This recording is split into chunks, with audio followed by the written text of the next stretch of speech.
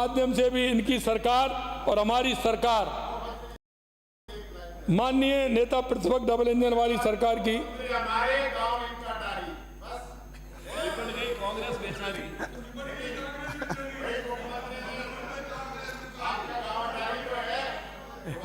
मुख्यमंत्री हमारे गांव इनका टारी।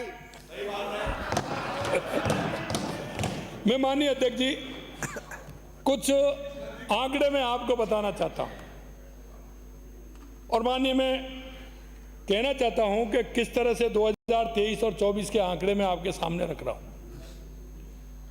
ड्रिप एवं मिनी स्प्रिंकल संयंत्रों स्थापना हेतु हेक्टर में है 66,149 आपने किया, हमने 1,05,101 यानी कि 50% अधिक। कस्टम हायरिंग केंद्रों की स्थापना संख्या इनकी 92 और हमारी 412 है, 4 गुना से अधिक। सहकारी समितियों में नए गोदामों का निर्माण संख्या 2023 में 0, 2024 में 212। अब इसकी तो प्रतिशत भी क्या निकालूं मैं। सौर ऊर्जा उत्पादन क्षमता में कुल वृद्धि 259 मेगावाट और 1,689 6 गुना, 1,689 6 गुना। गौशालाओं को सहायता करोड़ों में 733 करोड़, 1,233 करोड़ हमारे, 1,233 करोड़, 65% अधिक। सूक्ष्म लघु एवं मध्यम उद्योग MSME की स्थापना से पूंजी विनियोजन करोड़ में 3,219 करोड़ 23 में और हमारे 24 में 11,500 करोड़, 35 गुना अधिक। विभिन्न श्रेणी अस्पतालों का निर्माण संख्या आपके समय में 2023 में 160, हमारे में 260, 1.5 गुना अधिक। मुख्यमंत्री जल स्वावलंबन अभियान जल संचय योजना के अंतर्गत राशि करोड़ों में 103 करोड़ रुपए 2023, 2024 में 915 करोड़, 9 गुना अधिक। केंद्रीय वित्त आयोग के अंतर्गत पंचायत राज संस्थाओं को हस्तांतरित राशि करोड़ों में, इनके समय 2023 में 1,498 करोड़ और अभी हमारे 2024 में 4,719 करोड़, यानी कि 3 गुना अधिक। ग्रामीण क्षेत्र में ODA प्लस गांव संख्या 1,096 और 38,415, 35 गुना। माननीय अध्यक्ष जी, प्रधानमंत्री सड़क योजना के तहत सड़कों का निर्माण उन्नयन नवीनीकरण किलोमीटर 916 2023 और 2,596, 2.5 गुना से अधिक। निस्तारण किए गए राजस्व प्रकरण 1 लाख और हमारे 2 लाख से ऊपर, 2 गुना। रोडवेज के निगम बेड़े में हेतु खरीदी गई बसें संख्या 0, 2023 0, 510। माननीय अध्यक्ष महोदय, अब मैं इनको और कितने आंकड़े गिनाऊं, इन तथ्यों से स्पष्ट है कि हम जनहित के विषय पर हर चुनौती और मुश्किलों का सामना करते हुए खुशहाल राजस्थान की संकल्पना को साकार करने में कोई कोर कसर नहीं छोड़ रहे हैं। इस संदर्भ में मैं प्रसिद्ध कवि श्री रामधारी सिंह दिनकर जी की कालजयी कृति रश्मि रथी की चुनौतियों का डटकर सामने करने की प्रेरणा देने वाली पंक्तियों का स्मरण करना चाहता हूँ। सच है, विपत्ति जब आती है कायर को ही दहलाती है, सूरमा नहीं विचलित होते, विघ्नों को गले लगाते हैं, कांटों में राह बनाते हैं, मुख से ना कभी उप कहते हैं, संकट का चरण न कहते हैं, जो आ पड़ता सब सहते हैं, उद्योग निरत नित रहते हैं। माननीय अध्यक्ष महोदय, विनियोग विधेयक के मुख्य बिंदुओं पर आने से पूर्व में प्रतिपक्ष द्वारा उठाए गए कुछ विषयवार बिंदुओं पर स्थिति स्पष्ट करना चाहूँगा।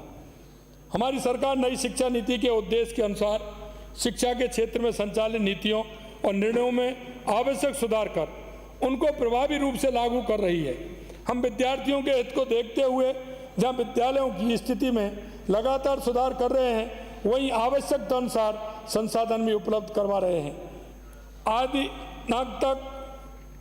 दिनांक तक हमारी सरकार द्वारा 85 विद्यालयों का उच्च स्तर पर अपग्रेडेशन किया गया है, 50 नए विद्यालय खोले गए हैं, 415 करोड़ रुपए व्यय कर अतिरिक्त कक्षा भवन निर्माण कार्य हाथ में लिए गए हैं तथा 21,299 शिक्षकों की भर्ती की जा चुकी है।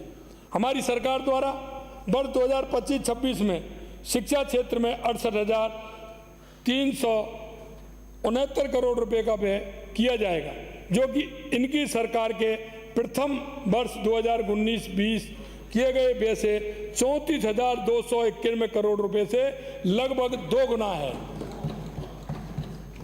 चिकित्सा स्वास्थ्य, माननीय अध्यक्ष महोदय, आश्चर्य की बात है कि पूर्व मुख्यमंत्री श्री अशोक गहलोत जी द्वारा बजट सत्र के दौरान चिकित्सा एवं स्वास्थ्य के क्षेत्र में अपनी चिंता व्यक्त करने के लिए लोकतंत्र के इस पावन मंदिर में चर्चा में भाग न लेकर सोशल मीडिया का सहारा लिया गया। क्या ऐसे जनहित के प्रति सच्ची चिंता व सुधार करने की इच्छा माना जा सकता है? मैं आपसे कहना चाहता हूं माननीय अध्यक्ष कि देखिए, जिस तरह से आप अपनी बात सदन के अंदर कह सकते हैं, वो आप सोशल मीडिया के माध्यम से सुर्खियों में आने के लिए कहें, ये ठीक नहीं है। जहां एक और विपक्ष ऐसे दिखावे का सहारा लेकर मात्र अपनी उपस्थिति दर्ज कराते हुए अपना अस्तित्व बचाने का प्रयास कर रहा है, वही हम जनहित में बिना रुके बिना थके सतत प्रयासरत हैं। हमारे द्वारा स्वास्थ्य के क्षेत्र में किए जा रहे कार्य का मूल्यांकन रिजर्व बैंक द्वारा प्रकाशित स्टेट फाइनेंस 2024 के विश्लेषण से ही हो जाता है कि इसके अनुसार वर्ष 2024-25 में कुल व्यय में से चिकित्सा एवं स्वास्थ्य पर सभी राज्यों का औसत जहां मात्र 6.13% है तथा कांग्रेस सरकार के कार्यकाल में भी वर्ष 2019-20 में वर्ष 2023-24 तक चिकित्सा एवं स्वास्थ्य पर कुल व्यय का औसत 6.78% ही रहा। वहीं हमने चिकित्सा एवं स्वास्थ्य पर व्यय हेतु वर्ष 2024-25 में 27,660 करोड़ रुपए तथा वर्ष 25-26 में 31,888 करोड़ रुपए का प्रावधान किया, जो कुल प्रावधान का क्रमशः 8.26% एवं 8.40% है, जो कि राष्ट्रीय स्वास्थ्य नीति 2017 एवं वित्त आयोग की अवसंसा द्वारा निर्धारित बेंचमार्क 8% से अधिक है। हमारे द्वारा चिकित्सा संबंधी विभिन्न योजनाओं को आवश्यक सुधार के साथ संचालित करने के फलस्वरूप जहां कांग्रेस सरकार के अंतिम वर्ष में स्वास्थ्य बीमा योजना में 30,51,000 लोगों का इलाज हुआ, वहीं यह संख्या हमारे कार्यकाल में 20% बढ़कर 36,27,000 हो गई। आरजीएच के माध्यम से भी हमारे समय लाभान्वित सरकारी कार्मिक पेंशनर की संख्या 6.72% से बढ़कर 13,12,844 हो गई। इसके साथ ही आरजीएचएस फैमिली मेंबर्स की संख्या में 2,16,912 की बढ़ोतरी भी हुई है। प्रदेशवासियों के स्वास्थ्य की सुविधा को बढ़ाने की दृष्टि से हमने बच्चों एवं बुजुर्गों से संबंधित विशेष पैकेज जोड़ने के साथ साथ प्रदेश के बाहर भी इलाज की सुविधा व्यवस्था अब कर दी है। फिर भी आप लोग जाने क्या क्या राग अलापते रहते हैं। माननीय अध्यक्ष महोदय, गृह विभाग की मांग पर चर्चा करते हुए, पता नहीं ये संयोग है कि जब भी मैं सदन में मेरी बात रखता हूं तो कोटा उत्तर से आने वाले माननीय सदस्य गायब हो जाते हैं, अदृश्य हो जाते हैं। आने वाले माननीय सदस्य द्वारा इस हेतु बजट कम रखने की बात की। इसके साथ ही विपक्ष के माननीय सदस्यगण द्वारा भ्रष्टाचार, बजरी माफिया, फोन टेपिंग, अपराध की स्थिति के संबंध में बड़ी बड़ी बातें कर अपने को, जैसे वो होता है ना, पानी में बैठ जाता है, वो क्या होता है, सफेद पानी में बैठ के वो पार्ट देखता है, सोचता है क्या है। आपने उन सारी बातों को उसकी तरह भुला दिया है। पहले उस बुगला भगत वाले चरित्र को उजागर करने का काम किया। ये तो सर्वविदित है कि पेपर लीक किसके समय हुए। मैं राजस्थान की जनता इस बात को जानती है कि पेपर लीक किसके समय हुए, बजरी की लीद के संबंध में गलत निर्णय किसने लिए और किसके घर पर लिखा गया कि उसने खूब खाया और कौन तख्ती लगा के आया, किसने पत्र लिखा, किसने पत्र लिखा, ये सारी चीजें। फोन टैपिंग को लेकर किसके समय होटलों में सरकार बैठी रही, जरा ये तो बताओ। किसको नक्कम्मा नकारा और क्या क्या शब्द बोले, ये भी था। किस समय क्षेत्र में, किसके समय क्षेत्र में मिनी सीएम घूम घूम कर भ्रष्टाचार फैलाते थे, सबको पता है। रिफाइनरी जैसी परियोजना का काम में टांग अड़ाने के लिए कौन कौन अपना दबदबा वहां दिखा रहे थे, हैं? और उनको जो एक बात और मैं कहना चाहता हूं माननीय अध्यक्ष जी, जो उस समय के सीएम थे वो अब भी वही जा रहे हैं। उनका बजरी माफिया, खनन माफिया वही हो रहे हैं। मैं कह रहा हूं अभी चिंता मत करिए, अब वो नहीं चलने वाला है, बिल्कुल नहीं चलने वाला है, नहीं चलने वाला है। जेजेएम तथा चिकित्सा विभाग की गत सरकार के समय कार्यप्रणाली किसने, हमारे पास बात कर रहे थे जेजेएम की, आपने इतना काम किया, हमने कितना काम किया, आपने कितना काम किया पूरा पता है, राजस्थान की जनता जानती है। 2023 तक काम पूरा होना था, पूरा काम होना था। अगर आप पूरा काम करके चले जाते तो हमको तो काम पूरा मिलता। हमने तो देश के यशस्वी प्रधानमंत्री नरेंद्र मोदी जी से निवेदन किया था कि ये जेजेएम का काम 2028 तक बढ़ा दीजिए, क्योंकि हमारे राजस्थान की जिस तरह से गत सरकार ने दुर्गति की है, हमने तो देश के यशस्वी प्रधानमंत्री नरेंद्र मोदी जी को निवेदन किया और उन्होंने हमारे निवेदन पर हमारी बात स्वीकार करते हुए 2028 तक बढ़ाया। इसलिए हमारे क्षेत्र में काम हो जाएंगे।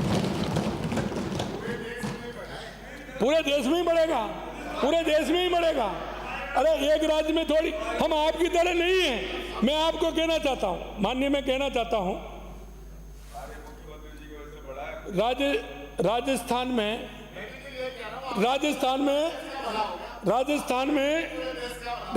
में कांग्रेस की सरकार थी 2008 से 13 तक, और यूपी उसमें गुजरात में भारतीय जनता पार्टी की सरकार थी। माननीय अध्यक्ष महोदय, इस राजनीति से पता पड़ता है कि इनके विचार और इनकी राजनीति क्या चाहती है। जब गुजरात के अंदर भारतीय जनता पार्टी की सरकार थी तो इन्होंने उन सरकारों को, जो कांग्रेस की सरकार नहीं थी 2008 से और 13 के बीच में, इन्होंने उन सरकारों के सिलेंडर के पैसे नहीं घटाए थे, और जहां कांग्रेस की सरकार थी वहां सिलेंडर के पैसे घटाए थे। ये हम नहीं करते। हम सबको समान भाव से देखते हैं, चाहे हमारी केंद्र की सरकार हो चाहे हमारी राज्य की सरकार हो। इसलिए माननीय अध्यक्ष महोदय, मैं कहना चाहता हूं कि जिस तरह से आपने देखा है कि हमारी सरकार देश के लिए काम करती है, प्रदेश की जनता के लिए और देश की जनता के लिए काम करती है। इसलिए हमने जब निवेदन किया तो हमारे देश के यशस्वी प्रधानमंत्री नरेंद्र मोदी जी ने जेजेएम को 2028 तक पूरे देश में बढ़ाने का काम किया। चिकित्सा विभाग की गत सरकार के समय कार्यप्रणाली किसे नहीं पता है, किसी ने नहीं देखा। बीच में बहाना बना करके प्रभारी के रूप में अचक से सरका दिया। ये राजस्थान की जनता देख नहीं रही थी कि अचक से सरका दिया चिकित्सा मंत्री को प्रभारी के बहाने कि जाइए। इसलिए मैं कहना चाहता हूं माननीय अध्यक्ष जी कि ये अपनी ओर जरा देखें कि हम किस तरह से हमारी गत की सरकार ने काम किया है। अध्यापकों के सम्मेलन में ट्रांसफर इंडस्ट्री की पोल किसके समय खुली पता नहीं है। ये मैं पहले भी कहा था और आज भी कह रहा हूं किसी के सामने एक उंगली करने से 4 उंगली अपनी तरफ होती हैं। जरा विचार करना चाहिए, पश्चाताप करना चाहिए, सोचना चाहिए कि हमने क्या किया है, क्या नहीं किया है। अगर यही नहीं होती तो राजस्थान की जनता आपको वहां और हमको यहां नहीं बैठाती। माननीय अध्यक्ष महोदय, जहां पूर्ववर्ती सरकार के समय पुलिस विभाग का औसत बजट 7,650 करोड़ रुपए वार्षिक रहा था, वहीं हमारी सरकार ने प्रदेश में कानून व्यवस्था सुदृढ़ करने की दृष्टि से इसमें 50% की वृद्धि करते हुए इसे 11,500 करोड़ रुपए से अधिक कर दिया है। हमारे द्वारा 6,500 पदों पर भर्ती, 250 कायलिका पेट्रोलिंग टीम, 3 महिला पुलिस बटालियन की स्थापना तथा एंटी नारकोटिक्स टास्क फोर्स का गठन जैसे कदम उठाए हैं। रतनगढ़ से आने वाले माननीय सदस्य ने प्रदेश के अपराध बढ़ने के संबंध में टिप्पणी की थी। साथ ही कोटा उत्तर से आने वाले माननीय सदस्यों को अब महिलाओं की सुरक्षा की चिंता सताने लगी है। इनके लिए तो मैं यही कह सकता हूं, क्योंकि वो यहाँ नहीं है, लेकिन इतना कहूंगा कि चलो देर आए दुरुस्त आए।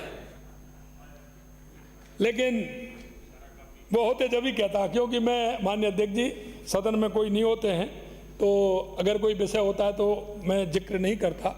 जो सदस्य सदन में नहीं है उनके बारे में बात नहीं करूंगा। आपकी महिलाओं के प्रति भावनाओं से सब परिचित हैं, है कि नहीं है? महिलाओं कह रहा हूं सर।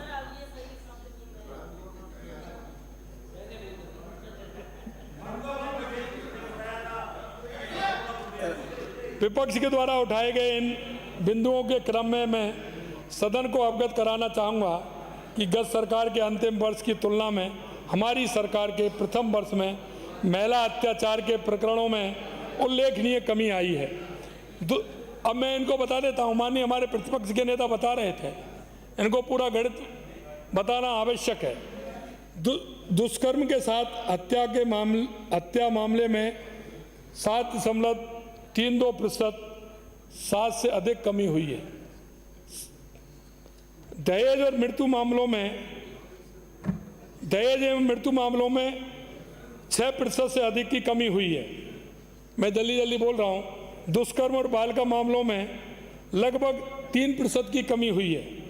दहेज उत्पीड़न मामलों में लगभग 23% की कमी हुई है। छेड़छाड़ मामलों में 8.5% की कमी हुई है। इस प्रकार हमारे शासनकाल के प्रथम वर्ष में महिला अत्याचार के मामले में कुल 10.5% से अधिक की कमी आई है। ये मैं माननीय को अवगत कराना चाहता हूँ। माननीय अध्यक्ष महोदय, इनको राम के नाम से भी बड़ी दिक्कत है, लेकिन मैं राम जल सेतु परियोजना, अरे कहाँ है रामकेश जी? मैं देख रहा था किधर है। राम जल सेतु परियोजना, चलो ठीक है, मान लिया। चलो आपने सच स्वीकार किया, हमने मान लिया ना, क्यों चिंता करते हो? आपको तो दिक्कत इसलिए नहीं होगी कि आपके नाम के आगे राम है।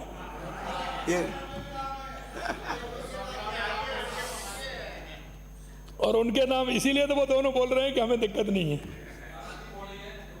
माननीय अध्यक्ष महोदय, जहां राम जल सेतु परियोजना हमारी है, माननीय जहां हमारे द्वारा प्रदेश को सतत जल संकट से उबारने के लिए राम जल सेतु परियोजना, यमुना जल समझौता एवं स्टेट वाटर ग्रिड का निर्माण कर प्रयास किए जा रहे हैं। वही विपक्ष द्वारा, अरे मनोज जी तसल्ली तो रखो, तसल्ली तो रखो। आपके पड़ोस में जो बैठे हैं उनसे पूछो, हैं? पड़ोसियों को पूछो, ये कितने दिन से काम कर रहे थे, ये कितने दिन से जनता को कह रहे थे। मैं बता रहा हूं, अभी आ रहा हूं आपके पास। ये कितने दिन से कह रहे थे। इन्होंने तो कई चुनाव इस बात पे जीते हैं कि वहां जाकर के चुनाव से 3 महीने पहले पत्थर लगाते थे कि हम इधर से हरियाणा की तरफ से यमुना का पानी ला रहे हैं। इस पर चुनाव जीते हैं। 70 साल में क्या किया? यही किया। माननीय, मैं कहना चाहता हूं कि मैंने कहा कि स्टेट वाटर ग्रिड का निर्माण कर प्रयास किए जा रहे हैं, वहीं विपक्ष द्वारा एमओयू की जानकारी तथा बजटीय प्रावधानों को बढ़ाने की संख्या से प्रदेश की जनता को गुमराह करने का असफल प्रयास किए जा रहे हैं। हमारे विपक्ष के साथियों को प्रदेश की जनता की समझ पर विश्वास ही नहीं है। मैं आपसे कहना चाहता हूं, यह जनता है, सब जानती है। और मैं एक बात कहना चाहता हूं, मेरे मित्रों, मैं हमेशा जनप्रतिनिधि के लिए मैं हमेशा इस बात को कहता हूं, और वो मैं ये कहना चाहता हूं कि आपकी अगर बात का, मेरी बात का, अगर किसी सदस्य की बात का भरोसा नहीं है तो भले हम जीत करके आ जाएं, लेकिन हमारी कोई जिम्मेदारी जनता के बीच में नहीं बनती है। क्योंकि जब तक जनप्रतिनिधियों को जनता में जवाबदेही नहीं हो और जनता में इस बात की पहचान नहीं हो कि आपसे मुंह से निकला हुआ एक एक शब्द वो जनता के हित का है, जनता के काम करने का है, ये जनता को विश्वास होना चाहिए, ये जनता के मन में यह भाव आना चाहिए। और इसलिए मैं कहना चाहता हूं कि यह जनता जानती है, झूठ ज्यादा दिन नहीं चलती। हां, एक बात है, झूठ जल्दी चल सकती है लेकिन जल्दी बुझ जाती है।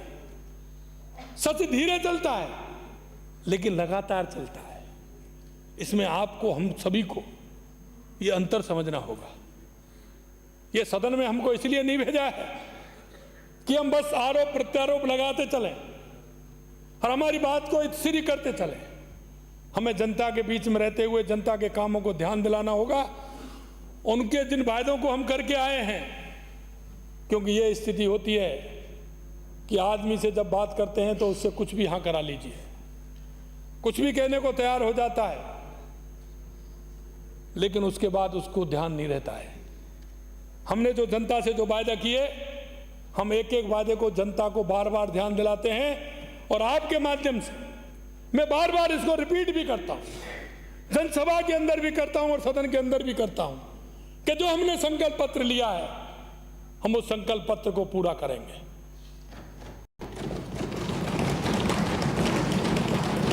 हमने ईआरसीबी कॉरपोरेशन को बृहद रूप देते हुए स्टेट वाटर ग्रिड कॉरपोरेशन बनाने का भी निर्णय लिया। हमारे द्वारा जहां एक और कॉरपोरेशन के माध्यम से वित्तीय संसाधन जुटाए जा रहे हैं, वहीं केंद्र का भी योजनाओं के क्रियान्वयन में पूर्ण सहयोग प्राप्त हो रहा है।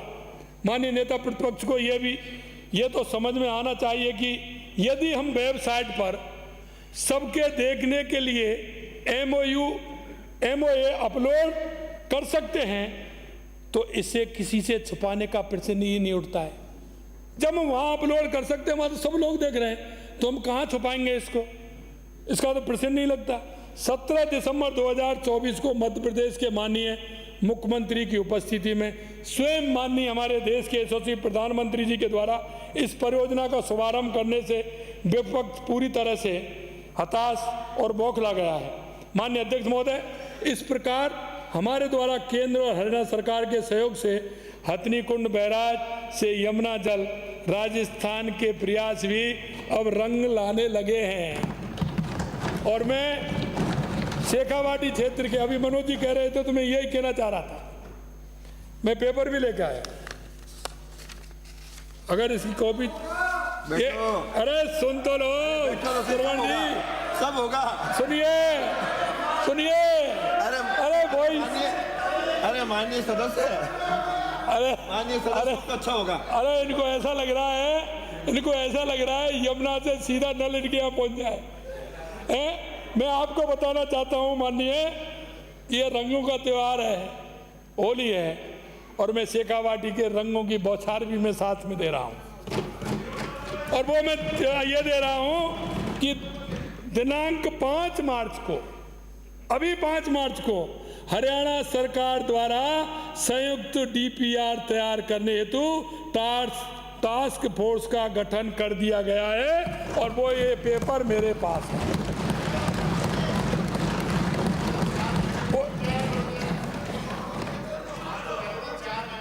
मैं ये हुआ है, वो आ रहा हूं ना, हाँ आ रहा हूं ना, वो आ रहा हूं ना, वही तो कह रहा हूं। ये अभी आपने क्वेश्चन उठाया था, मेरे प्रतिपक्ष के नेता ने क्वेश्चन उठाया था, सदस्य ने हमारे ने, कि आपने कहा वो टास्क फोर्स नहीं बनी। अरे भाई, क्या है कि आप तो एक जगह हो, आप दो जगह, कर्नाटक मान लीजिए और हिमाचल मान लीजिए, हाँ तेलंगाना मिली जुली है, लेकिन अब हमारे तो कहीं ना कहीं पूरे देश में है, तो कहीं ना कहीं चलता रहता है। तो हमारे वो चुनाव चल रहे थे दिल्ली के, आपको ये पड़ रहा था कि टास्क फोर्स नहीं बनी। अरे भाई तसल्ली करो, बड़ी पार्टी है, काम होगा, तसल्ली से होगा, क्यों नहीं होगा। और अब तैयार हो गई, 4 महीने में, आपने कहा 4 महीने में DPR बन जाएगी, क्यों चिंता कर रहे हो। और उसमें भी कहीं ना कहीं तोहफा आएगा महती। हाँ, तो यही मैं कह रहा हूं कि आप दो जगह हो, हम पूरे देश में हैं, हम पूरे देश में लगे हुए हैं। हम भी बिजी थे, हमारे मुख्यमंत्री जी हरियाणा भी बिजी थे, तो धीरे धीरे होता है। हमने कहा हो गया, अरे मनोज जी और कहाँ बुढ़ानिया जी, पारिक जी, पहले कहा था, चलो बजा दीजिए। अवसर लाने के लिए, बोलने के लिए धन्यवाद है। चलिए, मैं सदन को देश के मान, उनको करो, मैं सदन को देश के मान स्वतंत्रता सेनानी बाल गंगाधर तिलक जी की एक कथन की याद दिलाना चाहता हूं। महान उपलब्धियां कभी भी आसानी से नहीं मिलती, और आसानी से मिली उपलब्धियां महान नहीं होती हैं।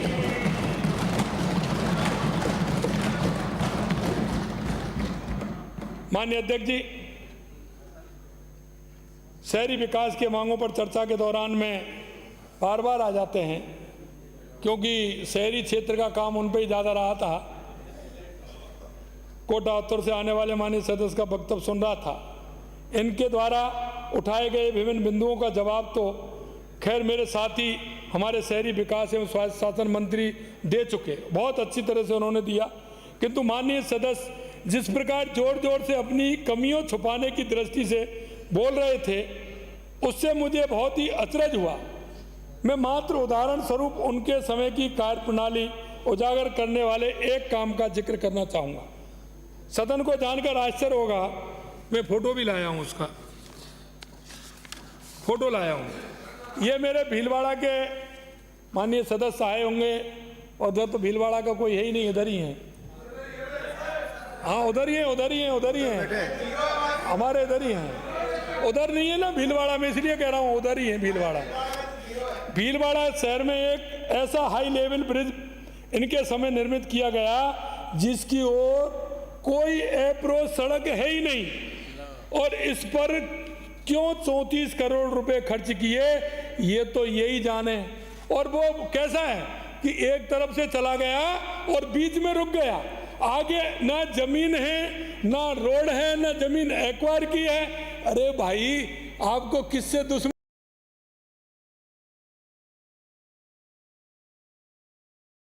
है जो ऊपर चढ़ करके वो नीचे गिरे? ये जरा मैं उनसे पूछता, लेकिन वो है ही नहीं। किनसे दुश्मनी है, वो कौन सा पॉइंट उसको बनाना चाहते, क्या स्थिति हो रही है इस पर नहीं कहते हैं वो। तो मैं आपके सामने नमूना दिया है, अगर कभी आप में से भी कभी भीलवाड़ा जाने का मौका लगे, नहीं तो मेरे भीलवाड़ा के साथी हैं काफ़ी बड़ी संख्या में, उनसे पूछ लीजिएगा, इनसे पूछ लीजिएगा और जाइए और पूछिए उनसे कैसा बनाया है ये। मैं गत सरकार के ऐसे अनूठे कार्यों की लिस्ट अभी कुछ ही दिन पहले पढ़ रहा था, साथ रेडियो पर फूले बिसरे गीत कार्यक्रम भी चल रहे थे। अजीब संयोग है कि उसी समय जो गाना बज रहा था उसके बोल थे, चाहे दिन हो चाहे रहना, बस नोट गिनते रहना। और आगे गाने की है, अरे आगे के मैंने, अब आप समझदार हैं, आगे मैंने क्यों नहीं गाया? आगे मचाए शोर, उसको क्यों कहलवाना चाहते हो? पता नहीं रेडियो को कैसे पता चल गया कि ज्यादा शोर कौन मचाता है।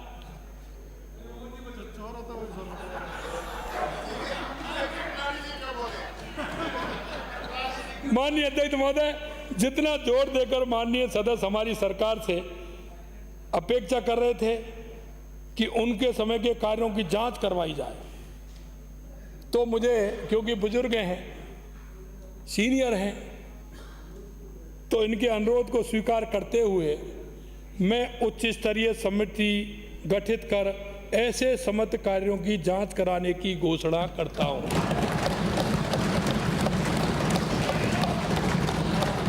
क्योंकि सीनियर सदस्य हैं, अच्छे सदस्य हैं, अनुभवी सदस्य हैं, तो माननीय अध्यक्ष जी उनकी मांग आई है, तो मैंने उनकी मांग मानते हुए मैंने उसकी घोषणा की है। माननीय अध्यक्ष महोदय, हमारे द्वारा वित्तीय वर्ष 2025-26 हेतु प्रस्तुत बजट की और प्रशंसा हो रही है। आम जन के साथ साथ प्रबुद्धजन, निवेशकों को, प्रवासी, राजस्थानी, ये सभी ने बजट का खुले दिल से स्वागत किया है। इसी से चिंतित हो तथा अपनी खींच प्रकट करने के लिए प्रतिपक्ष के द्वारा मात्र अनर्गल टिप्पणियां व अधूरे आंकड़ों की दुहाई दी जा रही है। मैं माननीय सदन के समक्ष आपके माध्यम से इस बजट विनियोग विधेयक के कुछ प्रमुख तथ्य प्रस्तुत करना चाहूँगा। बजट का कुल आकार 5,37,069 करोड़ रुपए का है, जो कि वर्ष 2024-25 की तुलना में 8.40% अधिक है। गत सरकार के अंतिम वर्ष से 37.41% अधिक है।